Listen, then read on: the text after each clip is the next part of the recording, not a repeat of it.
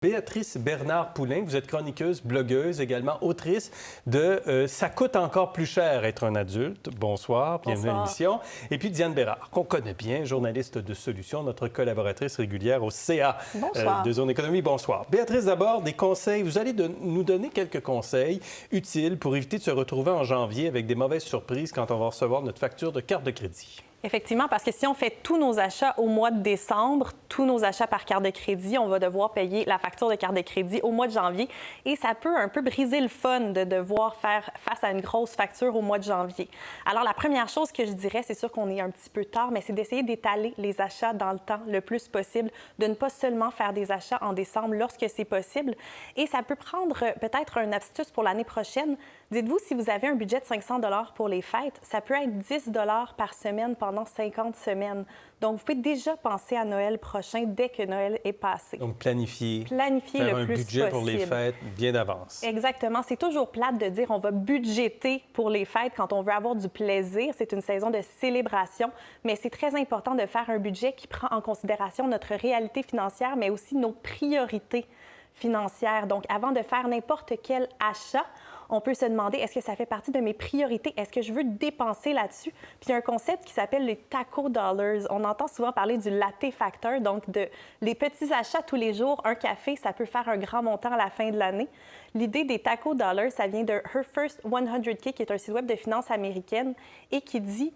Si vous faites une dépense, comparez ça à un achat, un petit achat que vous aimez faire de façon régulière et demandez-vous si ça vaut la peine. Si votre achat préféré, c'est le café, une bouteille de vin, peu importe, demandez-vous si vous allez apprécier une dépense du même montant. Par exemple, 10 tacos à 5 $, ça vaut 50 $. Est-ce que je préfère acheter une bébelle à 50 $ ou manger mes 10 tacos? Peu importe quel est votre taco à vous, c'est de un peu relativiser cette dépense-là. Ça peut aider à faire des choix. Excellent. Diane, on entend souvent les gens, puis c'est drôle, je pense à ça de ce temps-ci, je veux acheter un cadeau, mais je sais pas quoi. Donc, ma solution, je magasine dans les centres commerciaux. C'est clair que c'est la pire idée. Donc, mais je l'ai dit pour vous, mais pour moi, pour tout le monde. Donc, il y a 2 étapes. Première étape, on fait une liste de toutes les dépenses auxquelles on ne pense pas. Donc, le fameux party de bureau, parce que là, tout le monde veut s'acheter une nouvelle tenue. Donc, est-ce qu'on la budgète ou pas? Puis on fait une décision.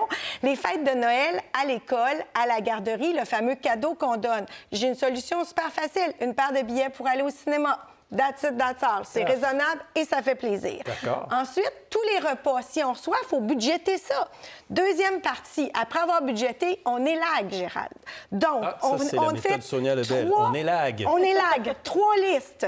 Ceux à qui on veut donner un cadeau, ceux à qui on doit donner un cadeau, puis ceux à qui on n'a pas envie de donner un cadeau. Et ceux à qui on n'a pas envie de donner un cadeau, on ne court pas les magasins pour leur en donner un parce que ça ne sert à rien. Et ceux à qui on ne sait pas quoi donner, d'habitude, ils se divisent en 2 catégories. Ceux qui ont tout.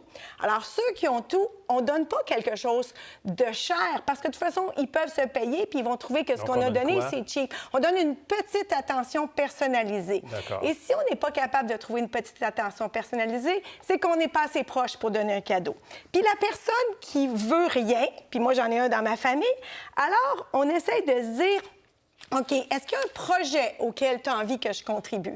Par exemple, la personne en question, que je ne nommerai pas, veut faire du vélo d'hiver. Donc, j'ai dit, est-ce que tu aimerais ça que j'hivernise ton vélo, que je contribue à ça? Moi, ça ferait mon affaire, ce serait plus sécuritaire. Ou alors, on lui offre à elle ou à lui un moment marquant, soit avec nous, soit avec la personne qu'il aime. Ça doit être très marquant avec vous, Diane, quand même. C'est quand même assez catégorique. Béatrice, pour ceux qui savent quoi offrir comme cadeau, c'est quoi une bonne adresse, un bon endroit où aller pour que ça ne coûte pas trop cher? Bien, quand on veut des cadeaux locaux, souvent, on ne pense pas d'aller dans les marchés d'artisans, les marchés de Noël, parce qu'on pense que ça va coûter cher. Bien sûr, il y a des artisans, parce qu'ils ont passé beaucoup de temps, les cadeaux vont coûter cher, mais parfois, on peut être surpris des trouvailles qu'on va faire. Surtout lorsqu'ils font de la vente directe aux consommateurs, ça leur permet d'avoir des prix qui sont beaucoup plus justes, donc plus abordables. Ça peut être vraiment une bonne façon de faire des cadeaux de produits locaux. Et sinon, c'est de regarder aussi les produits de seconde main qui peuvent vraiment valoir la peine. De seconde main, des produits locaux, on trouve ça partout, en ligne ou pas en ligne? Mais justement, ce qui est intéressant, c'est qu'en ligne, il y a beaucoup de marques qui ont maintenant un site seconde main. Donc, par exemple, la marque québécoise Women's, qui est une marque Womans. de Womans, qui a été lancée par une ancienne candidate d'Occupation Double, Andréane Marquis. Donc, Womans, c'est une marque très populaire. Et là, les clientes ont commencé à dire, on voudrait renouveler notre garde-robe plus souvent, mais on se sent coupable. On ne sait pas quoi faire avec nos vêtements.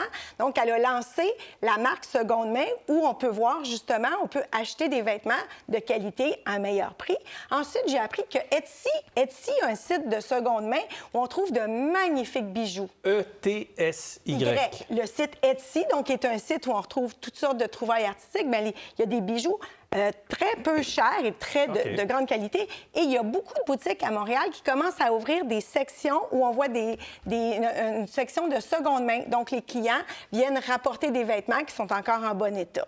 Donc, oui, mais ce qui est ironique, parce qu'évidemment, le système capitaliste nous rattrape toujours, c'est que là, il y a des grandes marques françaises qui disent « Parfait! » Alors, puisque les gens veulent du seconde main, on voit que les prix du seconde main commencent à augmenter parce que c'est populaire. Oui, mais ça s'appelle l'offre et la demande. Ben à un moment oui, donné, Diane. oui.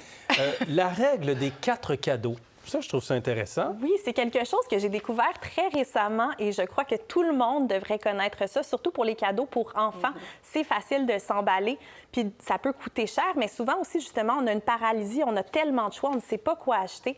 Alors, l'idée, c'est d'acheter pour les enfants quelque chose que l'enfant désire, quelque chose dont l'enfant a besoin, un vêtement ou quelque chose à porter, ainsi qu'un livre. Ça, c'est la règle des 4 cadeaux. Exactement. 4 cadeaux pour toi, mon cœur, c'est fini. C'est ça. C'est ça. Oui. Ça résume. Ça marche, ça, la règle des 4 cadeaux? Bien, je ne l'ai jamais essayé parce que j'avoue que j'ai découvert ça cette année, mais je trouve l'idée vraiment brillante parce que 4 cadeaux, ça permet quand même de déballer plusieurs choses. Puis on couvre quand même une grande catégorie de biens avec ça.